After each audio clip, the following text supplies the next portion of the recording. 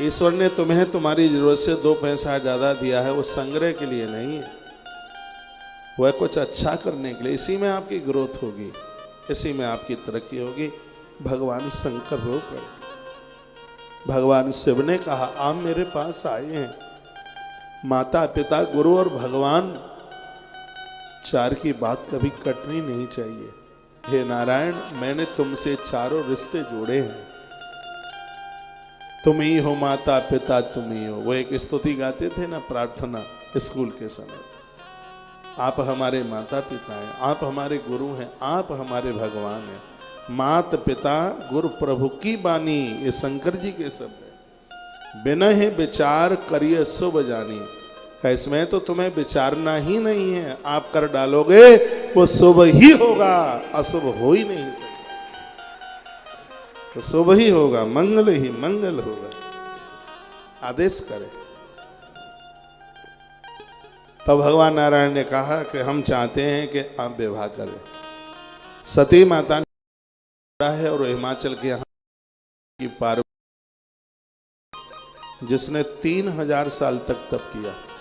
माता भवानी ने जहां तप किया उस स्थान को आज कन्याकुमारी कहते हैं, सुनिए। और भगवान शिव ने जहां तप किया वो स्थान आज अमरनाथ के रूप में जाना जाता है। अमरनाथ से लेकर के कन्याकुमारी तक भारत हमारा है। काले गोरे का भेद मत समझिएगा, प्रांतों का भेद मत समझिए, मत कहिए कि उड़िया है कि बिहारी है कि यूपी है, नहीं, हम सब बिल्कुल एक है।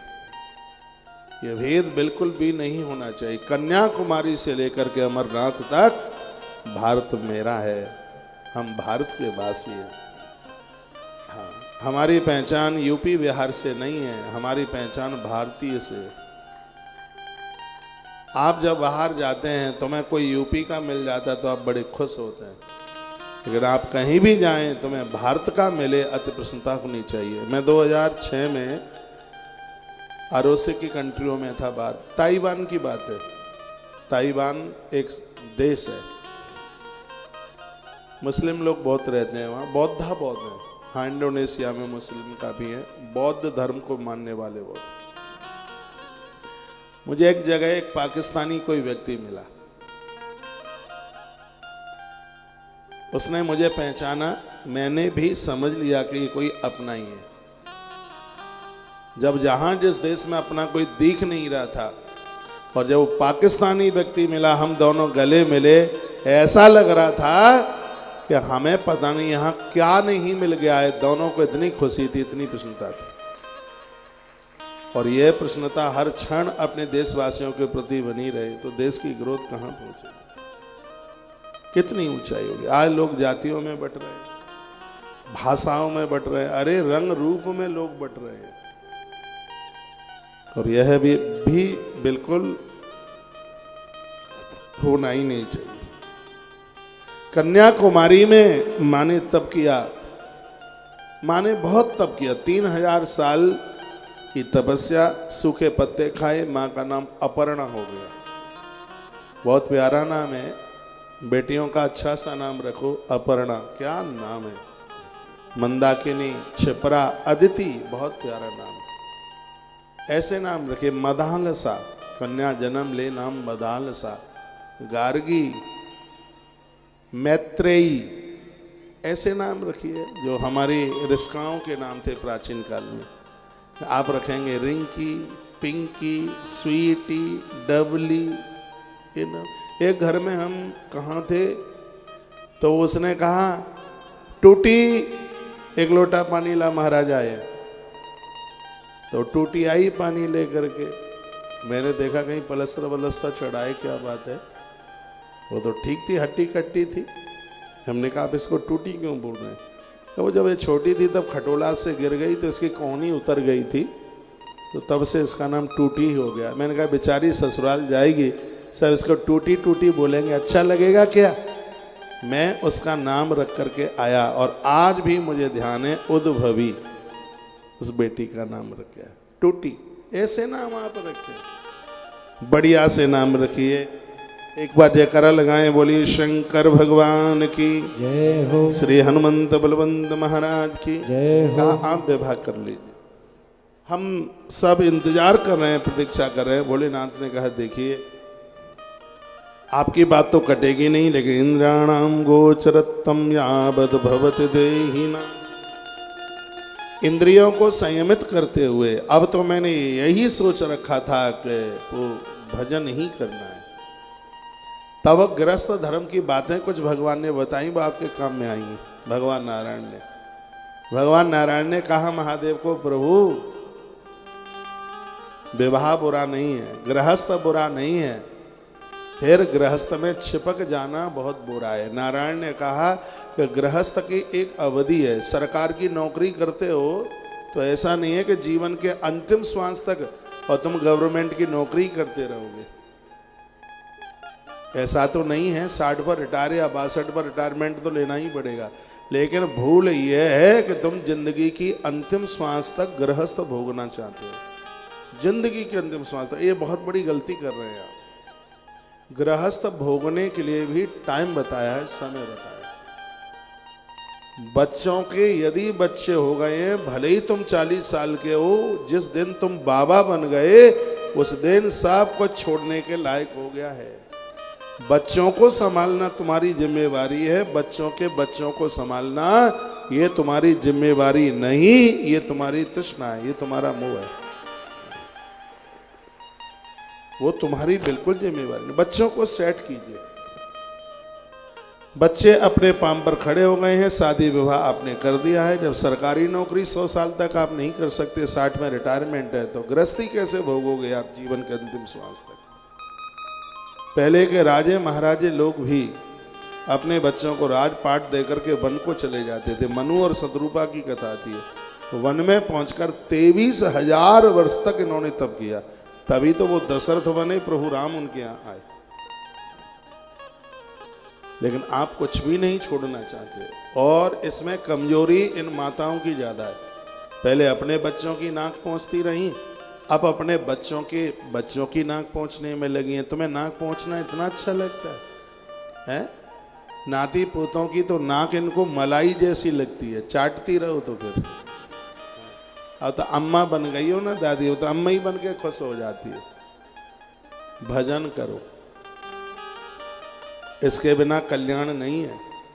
पूरी दुनिया में बढ़िया साड़ी वाली सिगरी फैक्ट्री तुम्हारे नाम कर दी जाए, जितनी ज्वेलरी की दुकान है वो सब तुम्हारे नाम कर दिए जाए, तुम्हारे आदमी के नाम सिगरी, गाड़ियां, घोड़े, बिल्डिंगें सब नाम कर दिए जाए। इतना सब कुछ होने पर भी चुनौती के साथ कह रहा हूं, भगवान के बिना कल्याण नहीं है। कल्याण होगा ईश्वर से।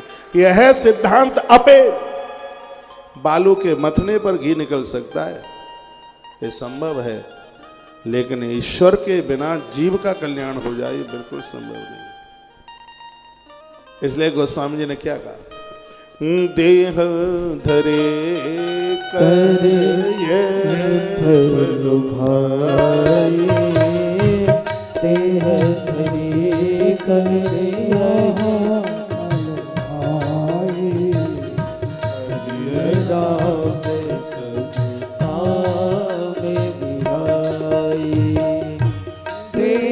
धरे कर फल भाई, देह धरे कर यह फल भाई, भजिए राम सभी काम बिहाई। देह धरिया कर यह भाई, भजिए राम सभी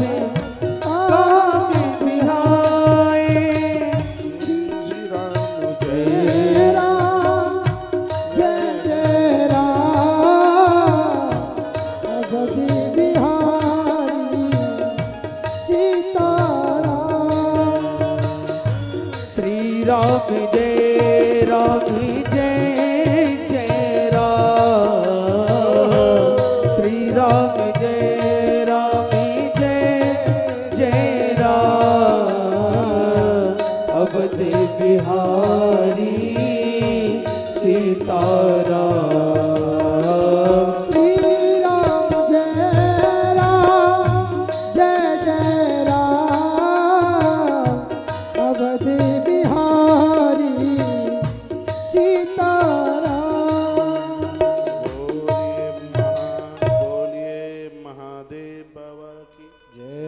बटेश्वर नाथ भगवान की जय हो। एक बार कभी भी आपको टाइम मिले तो भगवान बटेश्वर नाथ का दर्शन जरूर करने को जाइए। शिव महापुराण की कोटिरुद्र संहिता में जिनका नाम आता है, पिंडी बोलती है उसमें से आवाज निकलती है, इतना अद्भुत स्थान। आप में से कौन कौन गए बटेश्वर? ये भदावरी तो सब गए ही होंगे, है? बड़ा अलौकिक स्थान है। मैंने तो कावड़ चढ़ाई है, 178 किलोमीटर पैदल चल के कावड़ चढ़ाई है। बड़ा अद्भुत स्थान है। मैंने बहुत कथाएं भी करी है इस जगह पर। मैं आपको प्रसंग में लेके आ रहा हूं। मानव शरीर धारण करने का महत्व यही है, दुनिया के कार्यों को करने से पहले आप बोल रहे हैं मैं आरती करा दूंगा, कम्बल लेके सोऊंगा, सोया नहीं हूं 4 साल से। नहीं, फिर सुन लीजिए फिर ठीक से। ये बटेश्वर धाम टेलीविजन में उसकी तस्वीरें आप देख रहे हैं। भगवान नारायण महादेव के माध्यम से कुछ बातें हमें और आपको बोल रहे हैं। ये नए नए श्रोता आते हैं, आगे बैठते हैं, आप डिस्टर्ब क्यों इतना करते हैं? वो सहेली को ढूंढ रही है, ब्लैक दीदी, येलो एंड ब्लैक, बोलिए मत। तो भगवान नारायण कहने लगे कि गृहस्थ बुरा नहीं है, गृहस्थ में रहकर अपने सत व्यवहारों को, सत्कर्म को भूल जाए, ये बहुत बुरा है। बच्चों को जन्म दिया है, आपने कर्तव्यों का पालन किया। हम जैसे लोगों को 20 घंटा भजन, आप जैसे लोगों को 3 घंटा भजन चाहिए। लेकिन आप चाय कॉफी पीना नहीं भूल पाते। चाय समय पर, कॉफी समय पर, भोजन समय पर, लेकिन भजन समय पर नहीं है। बार बार भोजन भजन एक बार उबा में भी आ जाए आफत हजार। आया कबू मूड में दर्द हो, कबू पेट में दर्द हो, कबू घुटुअन में दर्द हो। चाय पीने को दर्द नहीं होता, कॉफी पीने को दर्द नहीं होता। मैं इस दिल्ली की पवित्र व्यासपीठ से कहूँगा, कोटिम तक्ताम हरिम स्मरित। करोड़ों कार्यों को करने से पहले भगवान का नित्य स्मरण करो, माला जपो, इसके बिना गति नहीं है। भगवान कहते हैं ये दुनिया तो बिल्कुल एक सफर की तरह। इधर देखिए, ये टीवी पीछे वालों के लिए, मुझे देखो, बीच का परसर भी दिखाते रहना। भगवान की बात मुझे बड़ी अच्छी लगी। भगवान कहते हैं जिंदगी एक यात्री की तरह। जैसे उदाहरण के तौर पर आप ट्रेन में बैठे और दिल्ली से कलकत्ता की तरफ गए, काफी मित्र आपको मिले हैं, सहेलियां मिली हैं, और माताओं की तो सहेलियां बन भी जाती हैं। हाल पुरुष लोग एक सीट पर बैठेंगे, मुंह उठ की तरह उठा करके बैठेंगे, पता नहीं कौन सी दुश्मनी है।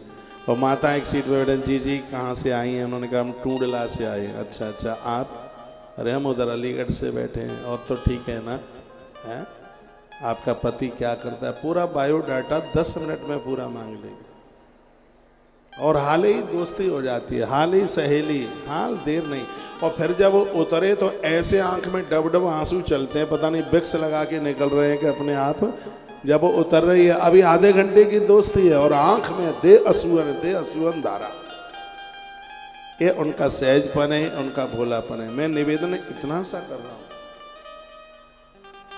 रेलगाड़ी की यात्रा में हम बैठे, किसी ने 2 घंटा संग दिया, किसी ने 4 घंटा संग दिया, किसी ने 10 घंटा संग दिया, और आखिर में यात्रा अकेली ही करनी पड़ी। और यही इस जिंदगी का खेल है।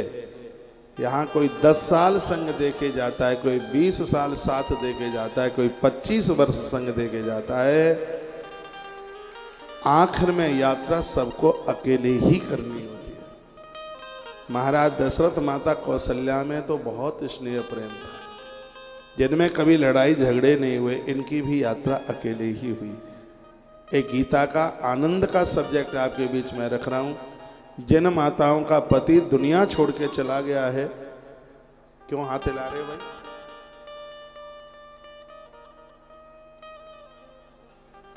यदि पति दुनिया छोड़ करके चला गया है, या पत्नी दुनिया छोड़ करके चली गई है, आप रोइए मत। आप रोएंगे उन्हें कष्ट होगा।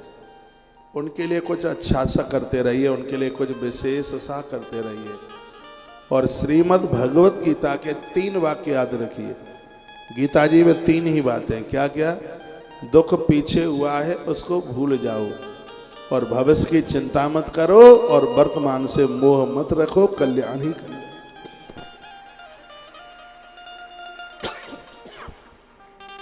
आदमी चला जाता है, इसलिए पुरुष पति पत्नी के बीच में कोई, तो दुख कब होता है मालूम है? जब पुरानी बातों को आप याद करते हैं तब। ऐसे ऐसे हम वहाँ गए थे, ऐसे ऐसे उस यात्रा में गए थे, मैं एक बार बोलती थी वो मेरी हाल ही सुन लेते थे, मैं जैसे घर में आता था दरवाजे पर खड़ी रहती थी, मैं इतना बोलता रहा, जिसने कभी जवाब नहीं दिया, उत्तर नहीं दिया। इन सब बातों को याद कर करके रोना आता, बड़ी दिक्कत होती है, बड़ी परेशानी होती है। तो श्रीमद् भगवत गीता कहती है यदि ठीक से अपना आप उद्धार करना चाहोगे तो जो बीत गया है उसको भूलना पड़ेगा, और आने वाली भविष्य को देख करके आप चिंतित नहीं होंगे। बहुत लोग यही सोचते रहते हैं, बच्चे हैं नहीं हैं, पति चला गया है, पत्नी चली गई है, अब हमारा क्या होगा, अब हमें कौन संभालेगा, हमारे बुढ़ापे में कौन सहयोग करेगा। सूर की कथा पढ़ लिया करो, जिसका अंतिम संस्कार करने के लिए स्वयं भगवान चल करके आए। जो भगवान का बन करके रहता है, भगवान उसका बेटा, भगवान उसका पिता, भगवान ही उसका पुत्र बन करके जीता। ईश्वर को कुछ तो समझो, भगवान को, उसके ऊपर कुछ तो भरोसा करो। और आप अपने अकेलेपन में अपने आप को तोड़ते हुए जा रहे हो। आप अकेले क्यों? धरती माता आपके संग है, आकाश देवता आपके साथ है, पूरी प्रकृति आपके साथ है, और गुरु भगवान भी तो आपके साथ हैं, उनके ऊपर तो भरोसा है। आप अकेले हैं ही नहीं। ये कथा नारायण भगवान के मुख से कही गई। भगवान नारायण, और श्रोता भी किसे बनाया? भगवान महादेव। कहा कि गृहस्थ बुरा नहीं है, गृहस्थ से आप चिपक जाते हैं, फालतू की बातों को बार बार याद करते हैं, ये बुरा है। आया है वो गया कौन नहीं? तुम्हारे माता पिता नहीं गए, सास ससुर नहीं गए, क्या वो सजीवनी बूटी पी करके बैठे हैं? जो आया ये कन्फर्म है। मकान नया बनाया ही जरूरी नहीं है उसमें सदियों तक रह पाएंगे, दुकान बनाई जरूरी नहीं उसमें रह पाएंगे। बहुतों के बड़े बड़े मकान बने हुए बिक गए। ये संभव नहीं है। जो संभव नहीं है उस पर तो विश्वास कर लिया है आपने। लेकिन जो हकीकत में बिल्कुल सत्य है कि जिसका जन्म है उसकी मृत्यु निश्चित है, जिसको आज तक नहीं लोग समझ पाए। जो जन्मा है उसको मरना पड़ेगा, वो एक न एक दिन जाएगा। जिंदगी में हजारों का मेला जुड़ा, हंस जब भी उड़ा तब अकेला उड़ा। न वो राजा रहा न वो रानी रही, बस कहने को हर एक कहानी रही। यहाँ पत्नी से भी पति का न जोड़ा मिला, हंस जब भी मिला तो अकेला। आप कितना भी कर लें, मैं छाती ठोक के कह सकता हूँ जिंदगी भर तुम अपनी पत्नी को प्रसन्न कर पा लेते। जितने भी पुरुष बैठे हैं उनको मैं कहूँगा, इन माताओं को कहूँगा, तुम अपने पति को दिन रात लगना, 24 घंटे लगना, कहीं न कहीं ये लोग कमी निकाल देंगे। तू ऐसी है, तू वैसी है, सुनती नहीं है, मेरा भाग्य फूट गया है, और पता नहीं क्या क्या बोल देते हैं। ये दुनिया का रिवाज ही यही है। सब कुछ समर्पित करने पर जो प्रसन्न नहीं होता उसे संसार कहते हैं, और जो आपके समर्पण पर प्रत्येक क्षण प्रसन्न है उसे ही जगदीश कहते हैं, उसे ही भगवान कहते हैं। परमात्मा को तो प्रसन्न करना बड़ा सरल है, बहुत सहज है।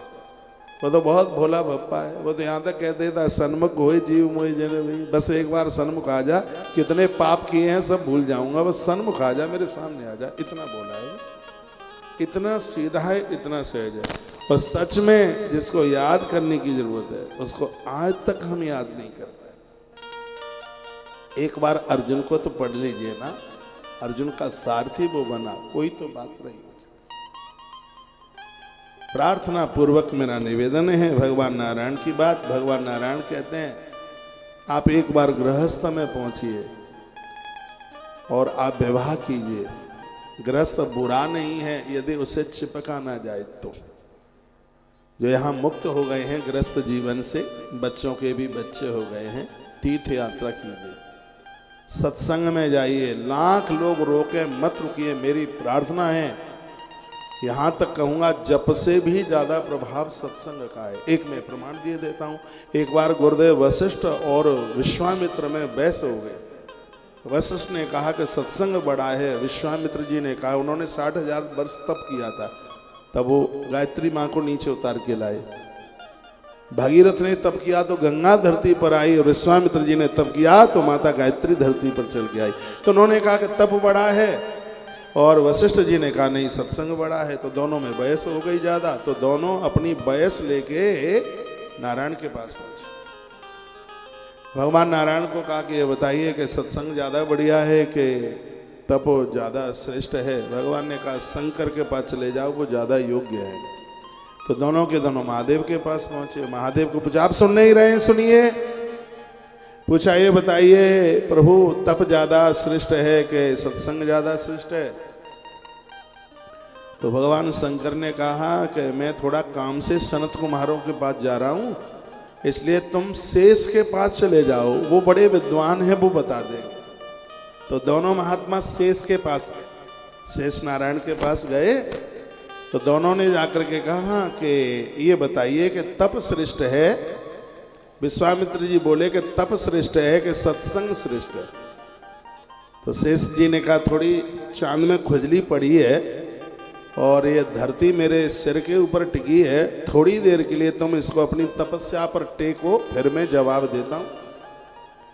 विश्वामित्र जी ने कहा वो कोई बात नहीं है, मेरे तप पर तो धरती टिकी रहेगी, हिलेगी नहीं। जैसे ही शेष ने विश्वामित्र के तप के ऊपर धरती को रखना चाहा, तो विश्वामित्र का तप हिलने लगा और धरती डिगने लगी, गिरने लगी। विश्वामित्र ने कहा संभालो संभालो, ये गई। तब भगवान शेष ने धरती को संभाला। फिर कहा वशिष्ठ को, चलो ऐसा करो, तुम्हारे प्रश्न का जवाब दूंगा, थोड़ा अपने सत्संग पर इस धरती को रख लो। वशिष्ठ जी ने अपना सत्संग रखा और उसके ऊपर धरती माता आराम से अड़ग हो गई, हिल नहीं रही थी। शेष ने कहा कि तप से सत्संग श्रेष्ठ है। सत्संग वह है जो धरती को भी धारण कर लेता है। सत्संग के लिए भजन भी छूट रहा है, दिक्कत की बात नहीं है। सत्संग के लिए माला भी छूट रही है, कोई दिक्कत की बात नहीं है।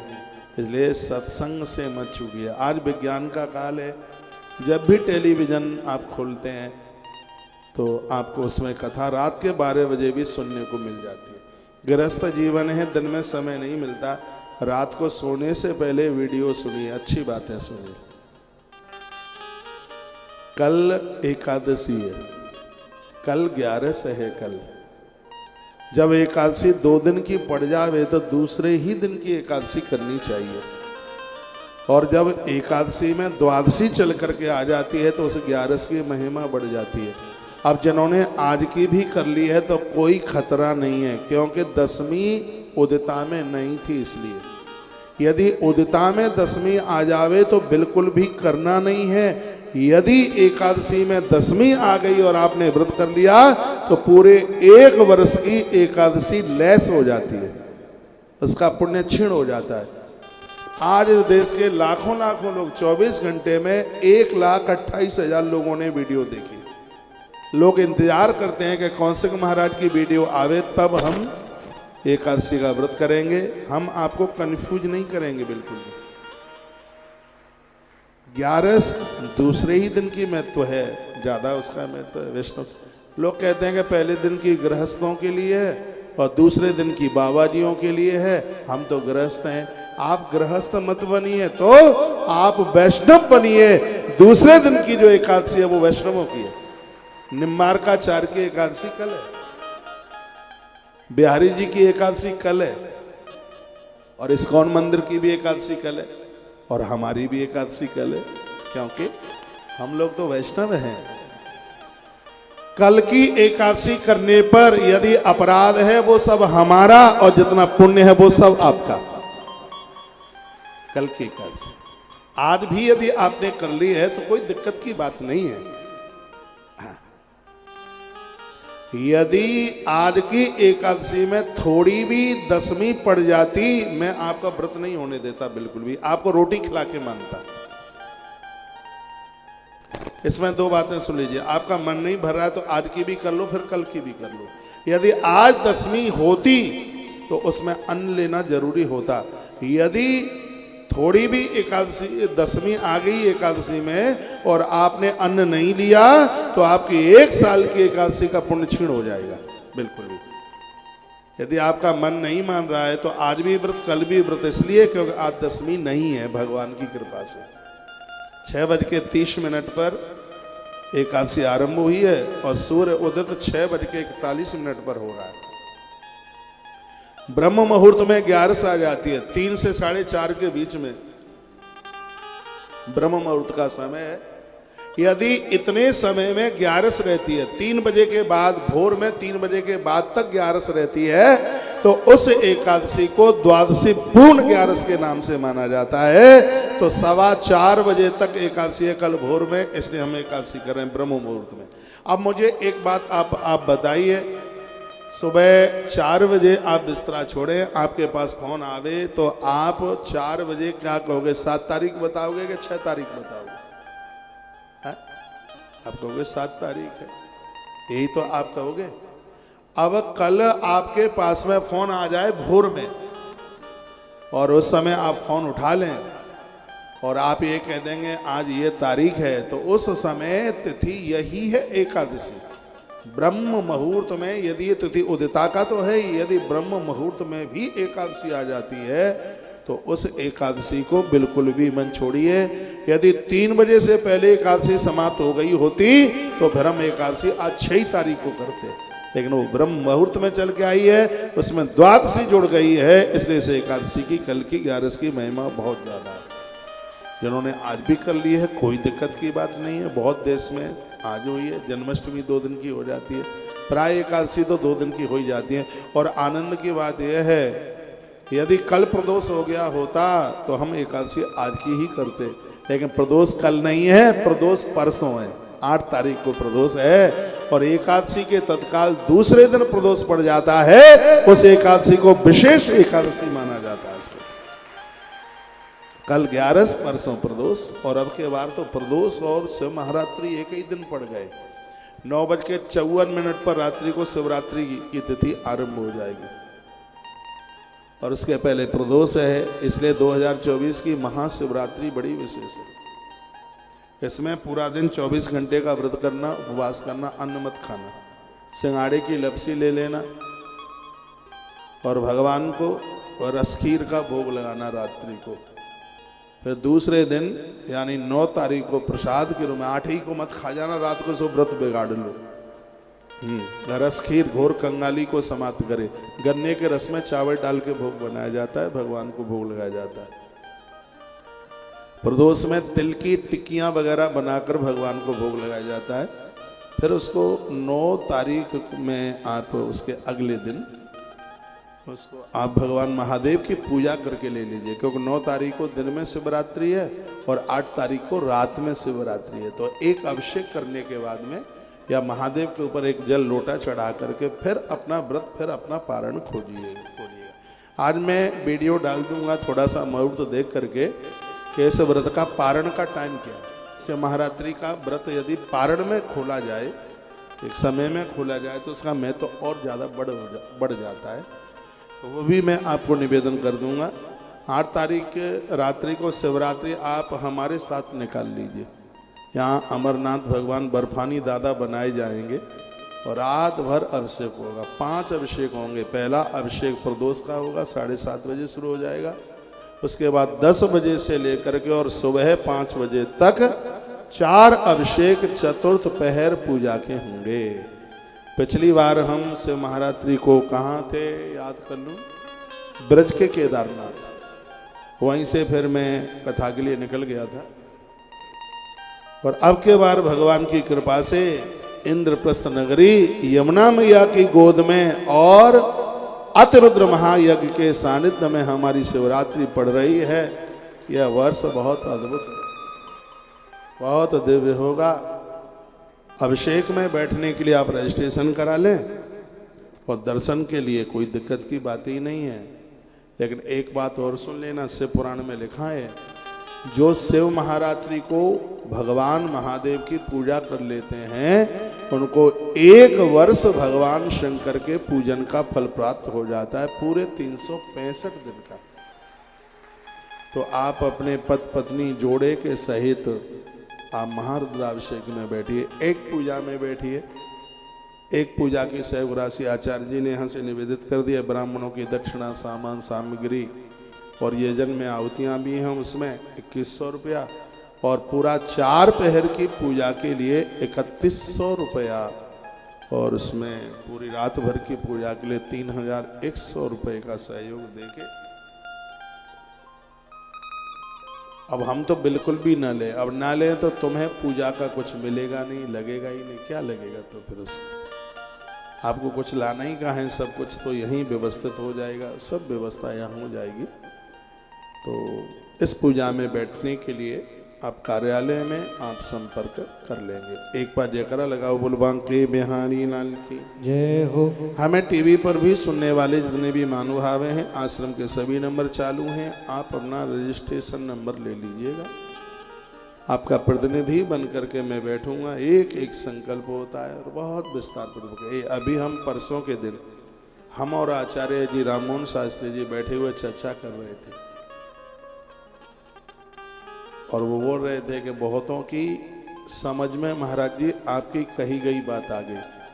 आपने देश से 11,000 रुपये का सहयोग इस अनुष्ठान के लिए लिया है, उन्हें जजमान बना दिया कथा तक का। ऐसे अनुष्ठान तो 1 लाख रुपया लेकर के भी ये समझ लो कि बहुत ऐसे ही सस्ते में। तालियां तो बजाना मत, क्योंकि आप सौगंध खा करके हम लोगों ने वेद ग्रंथ पढ़े हैं, इसलिए अतिरुद्र महायज्ञ की महिमा समझ रहे हैं, इन आहुतियों की महिमा, और आप जो परिक्रमा कर रहे हैं उसकी महिमा हम समझ रहे हैं। आप जानते हैं जिस समय इस यज्ञ नारायण की आप परिक्रमा करते हैं उसी समय आपको धरती से लेकर के सागर पर्यंत परिक्रमा करने का फल प्राप्त हो जाता है। इतनी बड़ी महिमा। यानी कानी च पापानी, यहाँ पाम रखते रखते पाप जलते हैं, परिक्रमा में पाम रखते रखते पाप जलते हैं। यानी कानी च पापानी जन्मांतरिक कृतांच, हर जन्म में सत्कर्म करने का सौभाग्य मिलता है। जन्मांतरिक तान तान प्रक्षन्ति प्रदक्षिणाम पदे पदे, पाम रखते रखते कई यजन करने का, यज्ञ करने का फल प्राप्त होता है। इसलिए तो मैं बराबर आपको बोलता रहता हूँ कि जो ब्राह्मण आपके निमित्त यज्ञ यजन कर रहे हैं, आप प्रदक्षिणा करके बेटी को लाइए, बेटे को लाइए, पति पत्नी दोनों मिलकर के प्रदक्षिणा परिक्रमा। बहुत ज़्यादा नहीं कर सकते, कम कर लीजिए, जितना बने उतना कम कर लीजिए। है जो बगल की मोटाई 4 फीट का गेट भी छोटा पड़ रहा है, ये भी थोड़ा लटक रहा है, ये भी कम हो जाए। डायबिटीज भी कम हो जाएगी, कोलेस्ट्रॉल बढ़ रहा है वो भी कम हो जाएगा। 108 परिक्रमा रोज करो, सुबह जल्दी आ जाया करो, 6 बजे आ जाएगा। यहाँ तो परिक्रमा 3-4 बजे शुरू हो जाती है, बहुत लोग तो 2 ही बजे आ जाते हैं। ये सौभाग्य मिला है, मौका मिला है, पुण्य तो बढ़ेंगे ही, लेकिन आप निरोगी भी हो रहे होंगे। परिक्रमा बिना जुराब पहने, जूते चप्पल तो चलते ही नहीं, बिल्कुल उलाने पाँव आप परिक्रमा कीजिए। क्यों कीजिए अब वो भी सुन लो। यहाँ की माटी आपके तलवे में लगेगी, और ग्रंथ में वर्णन किया है कि शिव महापुराण की कथा में महादेव के यजन में यदि किसी व्यक्ति के पाम से धूल मिट्टी लग गई और वो पाम जिस जगह पर पड़ जाए वो स्थान काशी के तुल्य हो जाता है। जब आपके तलवे में लगी हुई माटी यहाँ पाम धोके मन जाए, उन मिट्टी से गड़े हुए पामों के सहित अपने घर की प्रमुख देहली से अंदर प्रवेश कीजिए। आपके घर में प्रवेश करते ही आपके घर का वातावरण काशी का होगा। ये बिल्कुल परिपक्व है, बिल्कुल पक्का।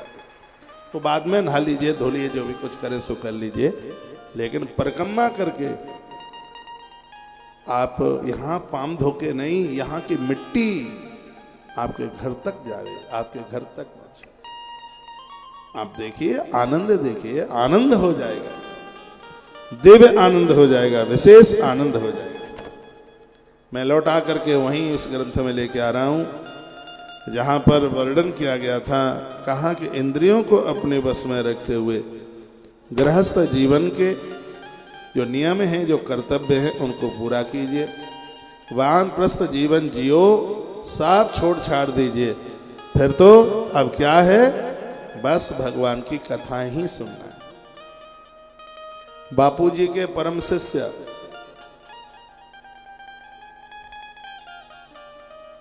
क्या कमाल का उन्होंने जो भजन गाया है, जो गीत गाया है, सुरेशानंद जी महाराज। आइए गुनगुनाते हैं।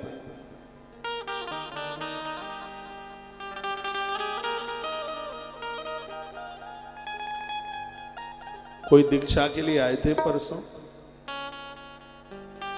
परसों का मतलब पिछले रविवार के दिन।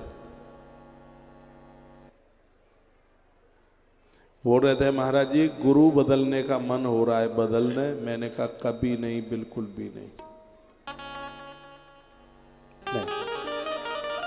मंत्र वही जपिए, जरूरत है समाधान हम करते रहेंगे। एक बार फिर मैं बोलूंगा और पूर्व में भी बोल रहा हूं, कानून का सब सम्मान करते हैं, लेकिन जो केस पूज्य आसाराम बापू के ऊपर लगा है वो हमारे गले नहीं उतरता, बिल्कुल नहीं उतरता।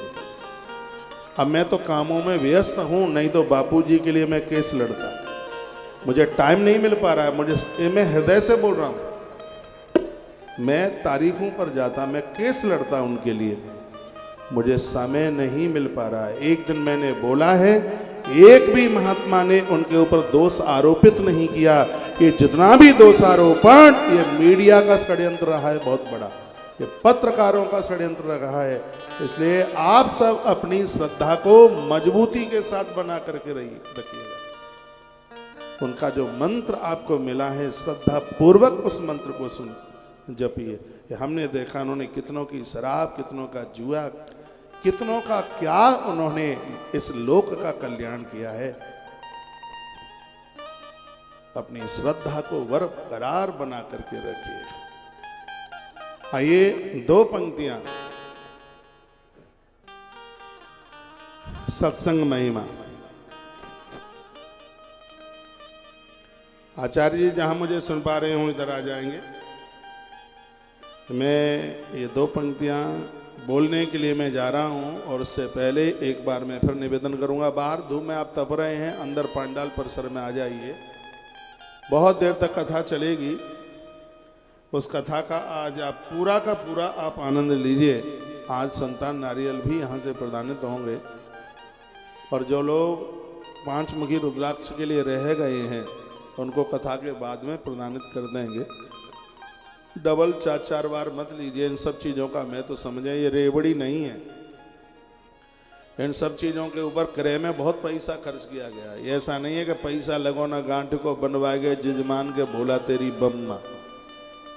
यदि इस रुद्राक्ष के पैसे लिए जाते तो इतनी बड़ी लाइन नहीं होती। इसको रेवड़ी की तरह नहीं, इसको महादेव की कृपा का अनुभव करते हुए लीजिए। इसका दुरुपयोग नहीं हो बिल्कुल। ये नहीं कि चाची को दे दो, मौसी को दे दो, और इनको दे दो और उनको दे दो। हाँ, ये गल्ला इकट्ठा मत कीजिए।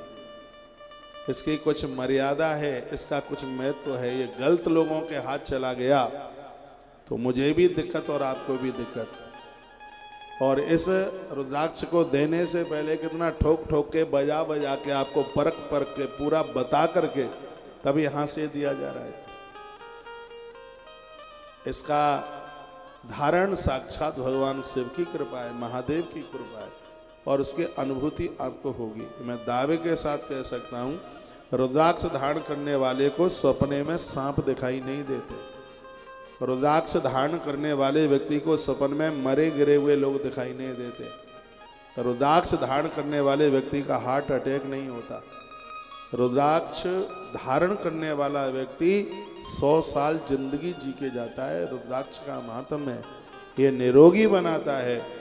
इसको आप महादेव की कृपा समझकर स्वीकार करें। रेवड़ी की तरह न लें, मूंगफली की तरह न लें इसको।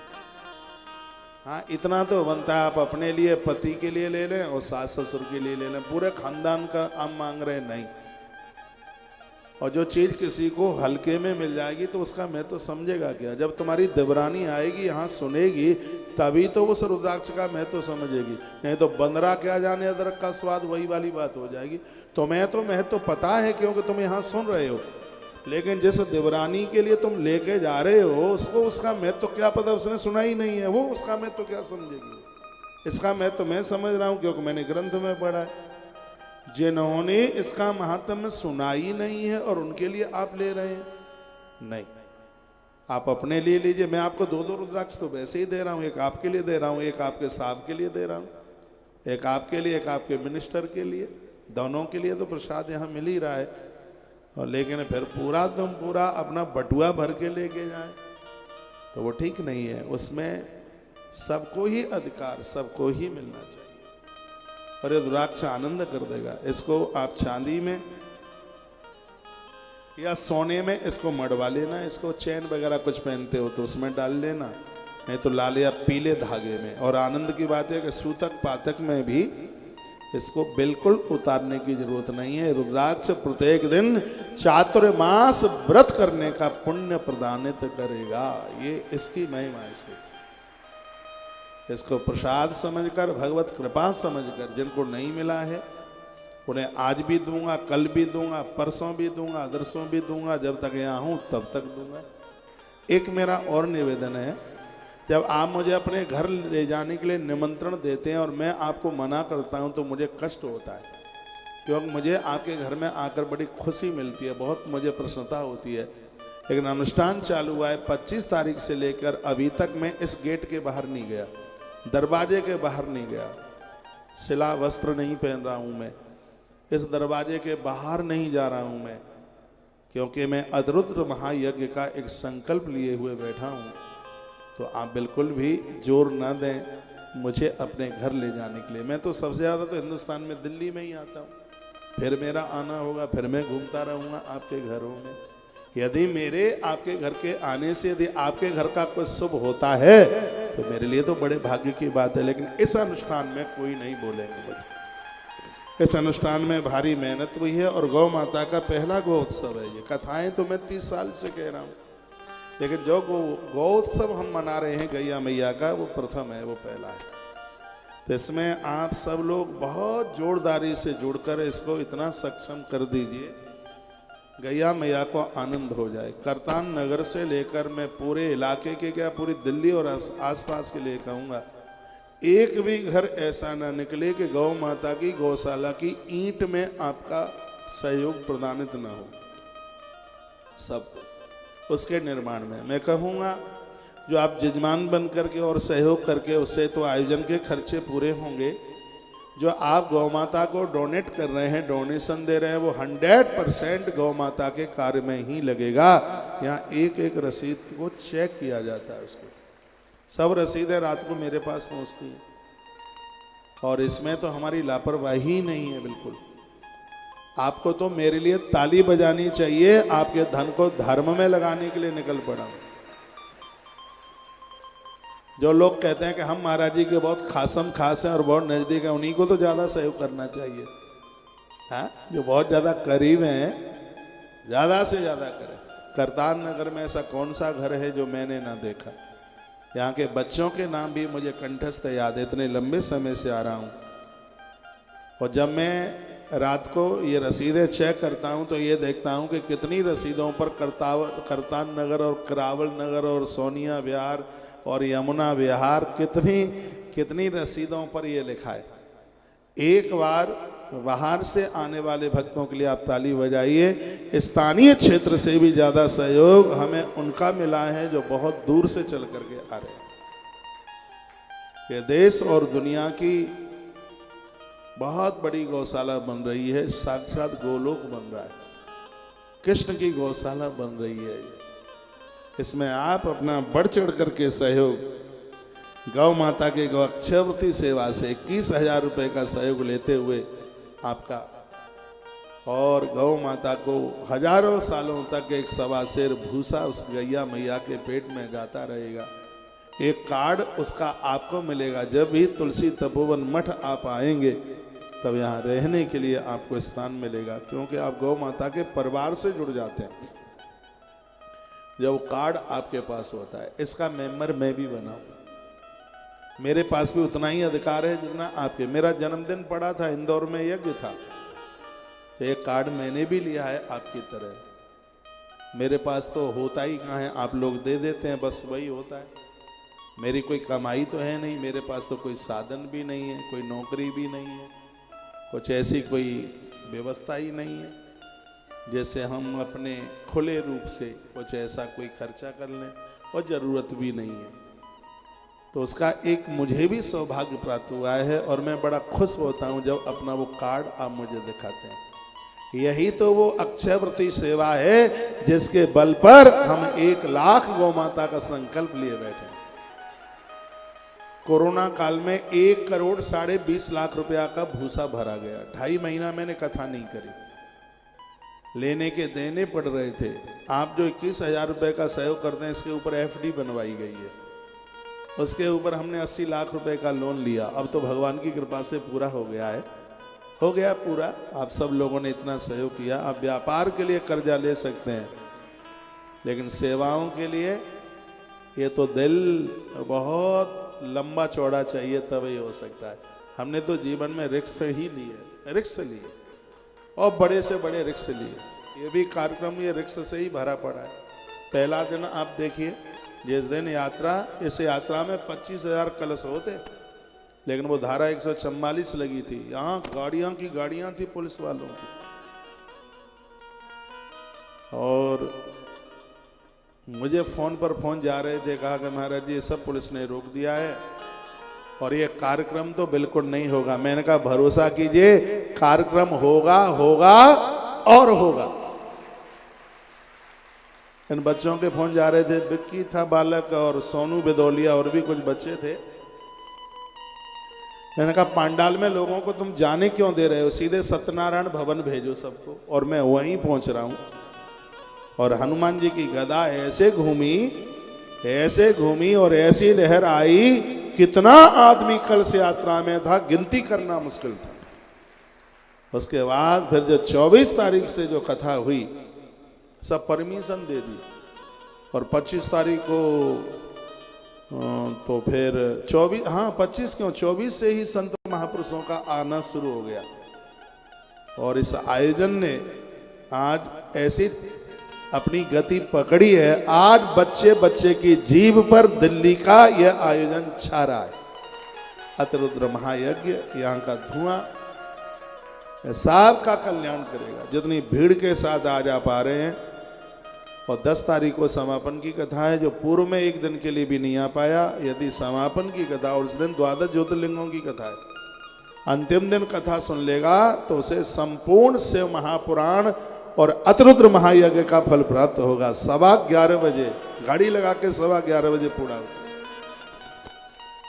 और बिना भोजन प्रसाद लिए आप जाएंगे नहीं, आप पत्तल पर बैठ करके खाएंगे और हम आपको परोसेंगे। पूरा दिन भर परोसाई का काम चलेगा। रात को 12 बजे तक परिसर छोड़ूंगा नहीं, भोर में मेरी फ्लाइट है, मुझे आगे जाना है। रात को ही मैं, ये कार्यक्रम जैसे ही पूरा होगा तो 2 जगह मुझे दर्शन करने हैं।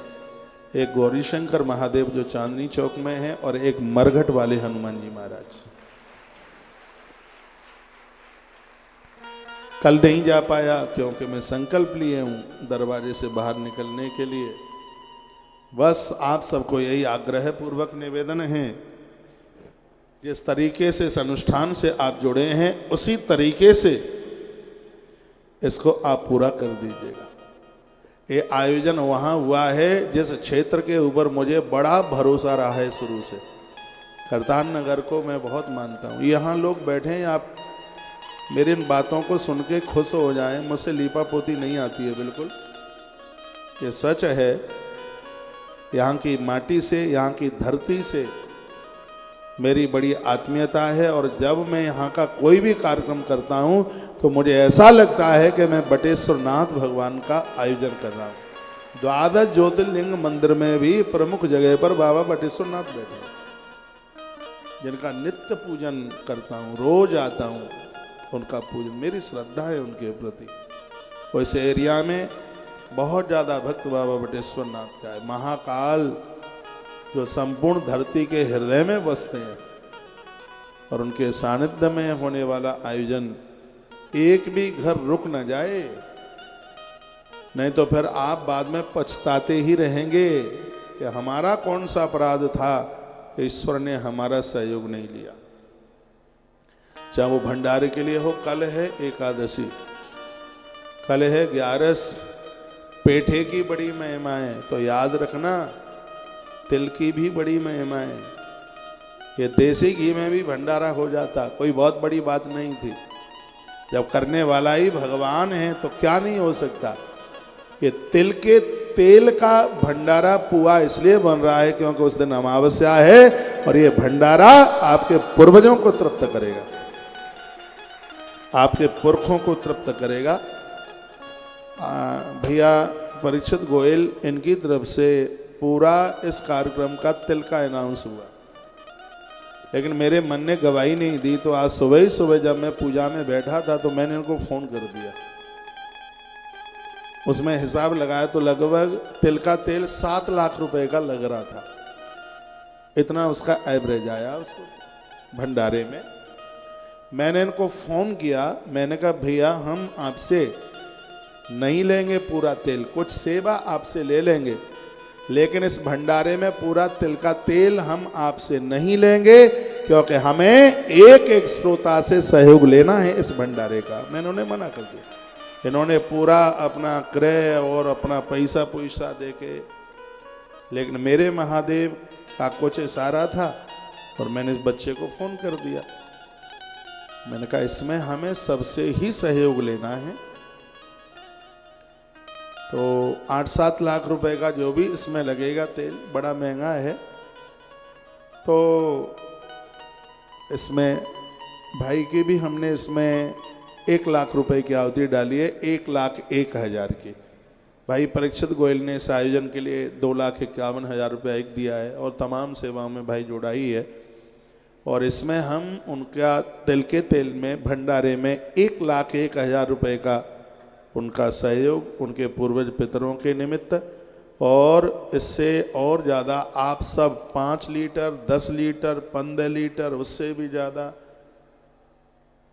आपको न तिल का तेल मिले, तो इसके लिए हम 1 लीटर का 200 रुपये के हिसाब से 3,000 रुपये का कनस्तर आ तो रहा है 2,2700 का, लेकिन हम आपसे 3,000 लेंगे, उसका जो बचेगा वो उसी में लग जाएगा। फिर सुनोगे, कनस्तर आ रहा है 2,2700 का, 2,750 का, लेकिन हम आपसे लेंगे 3,000 रुपया, जो बचेगा वो सब उसी में ही लग जाएगा। यदि एक्स्ट्रा भी होता है तो यदि आपको मिले तो खरीद के लाना, दुकान से बढ़िया वाला लाना, इससे और भी ज़्यादा हो सकता है।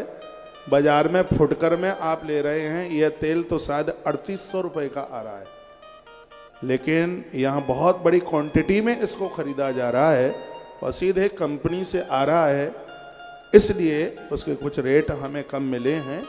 कई जगह ट्राई की है और आपको मिलता है दुकान पर। तो कल एकादशी है, फिर प्रदोष का दिन है, तो इन दिनों में चीनी 12 दानों में से एक है, शर्करा। गुड़ का नाम भी 12 दानों में ही आता है।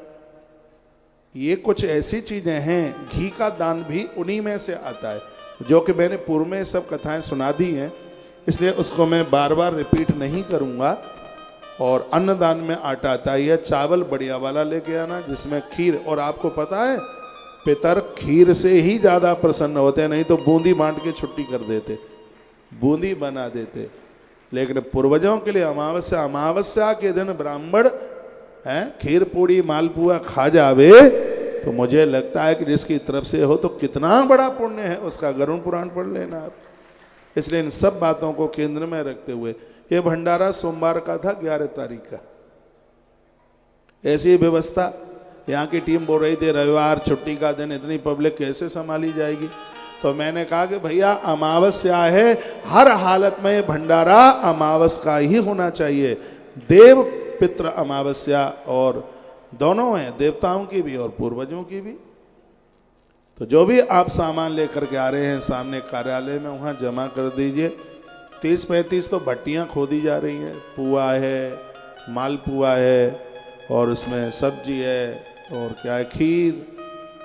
इसमें आप पत्तलों में भी आप बढ़िया वाली पत्तल लाना, थर्माकोल वाली लाना नहीं है।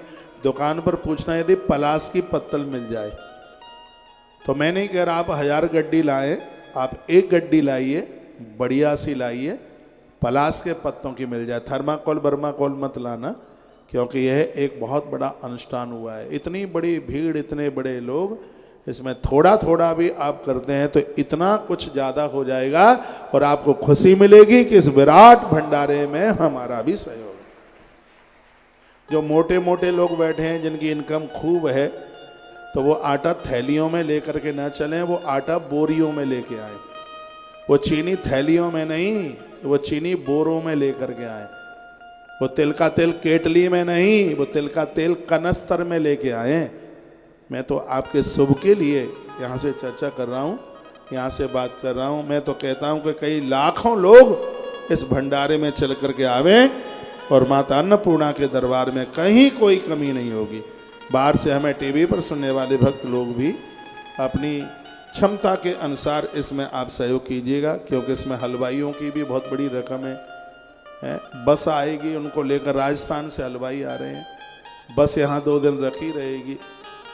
बहुत लोग आ रहे हैं, शायद 110 आदमी आ रहा है बनाने वाला। आप सोचो कितना बड़ा भंडारा है, तो बनाने वाला 110 आदमी है, तो उनका भी एक बहुत बड़ी उनकी रकम बैठेगी।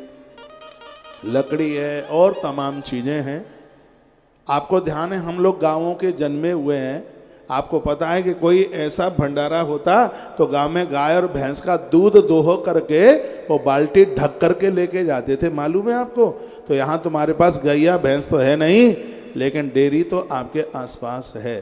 तो वहाँ से 1 पैकेट, 5 पैकेट, 10 पैकेट दूध की भी आप लेके आइए। इस दिन हमने तुलसी तपोवन गौशाला का पूरा दूध मंगाया है। उस दिन वहीं से गाड़ी लेकर के आएगी और भंडारे में गौ माता का दूध उसमें उसको मिलाया जाएगा। तो ये इस तरीके की जो व्यवस्था आप भी और पूरा देश मुझे सुन पा रहा है, वह भी इस गौ माता के गौ महामहोत्सव से चूक मत जाना। अनुष्ठान के लिए आपको सबको बोल ही दिया है कि शिव महारात्रि के दिन की पूजा सब बता दी है आपको। और देखिए यहाँ का कुंड भर रहा है, पूर्णावती के समय पर परदी के ऊपर निकल जाएगा। और उस यज्ञ को बहुत शुभ माना गया है, जो परदी के भले 3 अंगुल ऊपर जाए, सामग्री ऊपर चली जाए। तो वो इस तरीके से यहाँ हवन यज्ञ हो रहा है, उसके साक्षी आप बन रहे हैं। अभी 5 दिन है, थोड़ा वहाँ घी की सामग्री की जरूरत हो तो वो भी पहुँचा देना, ज़्यादा मत लाना, थोड़ा थोड़ा ले आना, उसी से ही हो जाएगा। लेकिन इस भंडारे में अपना बढ़ चढ़ करके योगदान, मुझे लगता है कि ऐसी जगह पर खर्च करने पर आपके रसोई के कनस्तर में कभी कमी नहीं आ सकती। इतनी बरकत होगी, इतने साधु महात्मा ब्राह्मण, इतने लोग जन सब प्रसाद पाने के लिए आएंगे। रोटियों के लिए किसी के पास कोई कमी नहीं है कि प्रसादम सर्व दुखानाम, भगवान का प्रसाद संपूर्ण दुखों का नाश करता है। तो प्रसाद समझ करके, यहाँ से थैले बांध बांध के कोई नहीं ले जाएगा, पॉलीथिन बांधने वाला नहीं चलेगा प्रोग्राम। घर के जितने भी लोग हैं वो सब चाहे जितना पाइए यहीं बैठ करके पाइए। यदि पॉलीथिन बांधने की अनुमति दे दी जाएगी तो आने वाले लोग भूखे रह जाएंगे, क्योंकि 12 बजे तक चलना है भंडारे को। इसलिए ये गलती करना भी मत। आप ये सोचें कि नहीं हम तो बांध के एक आ जाएगा 10 को लेके चले जाएंगे, ऐसा बिल्कुल भी नहीं होगा। 10 नहीं, आप 100 आइए और यहाँ बैठ करके प्रसाद जीमिए, ये व्यवस्था की गई है। और मैं 9 तारीख को यहाँ के क्षेत्रीय युवा बच्चों के साथ एक बहुत बड़ी मीटिंग करने वाला हूँ, जिनके आई कार्ड आपके गले में डाले जाएंगे, जिसमें हम 50 लोग खीर परोसेंगे, 50 पत्तल परोसेंगे, 50 पानी परोसेंगे, 50 सब्जी परोसेंगे, 50 पत्तल उठाएंगे, 50 पत्तल ढो रहे होंगे, 50 सामान निकाल रहे होंगे, 50 सामान वहाँ पहुँचा रहे होंगे। देखो तो सही, ऐसा लगेगा कि महात्मा युधिष्ठिर का यज्ञ द्वारा से लौट करके आ गया है क्या, ऐसी अनुभूति होगी। जिसमें माताएं भी परोस रही होंगी, बेटियां भी परोस रही होंगी, बहुत आनंद होगा। ऐसी व्यवस्था की जा रही है। इस कार्य में आप जरूर जुड़ें, भगवान का काम है। बाहर से मुझे टीवी पर सुनने वाले वह भी लोग और स्थानीय लोग भी, तो भंडारे के लिए कल एकादशी है, बढ़ चढ़ करके गौ माता का सहयोग कीजिए। गौ अक्षय व्रती सेवा से जुड़िए। 7,000 रुपया गौ माता के निर्माण में, छत निर्माण में, जिसमें टिन टप्परा नहीं है, बिल्कुल ही पूरी आरसीसी की छत बन के तैयार हो रही है। तो आप एक गौ माता के लिए 7,000 रुपये की छत, 3 गौ माता के लिए 21,000 रुपये की छत, और ज़्यादा बढ़िया आपके पास व्यवस्था है तो 11 गौ माता के लिए दे दीजिए 71,000 रुपये की छत। तो गैया मैया आपको और आपके बच्चों को चौड़े में बिल्कुल भी नहीं रहने देगी, ऐसा हमारा विश्वास है। ये सूचनाएं आपको दे दी हैं। अब थोड़ा मैं आपको काशी लेके चल रहा हूँ। हाँ ठीक है, आइए चलो हमारे साथ काशी स्वर दीजिए।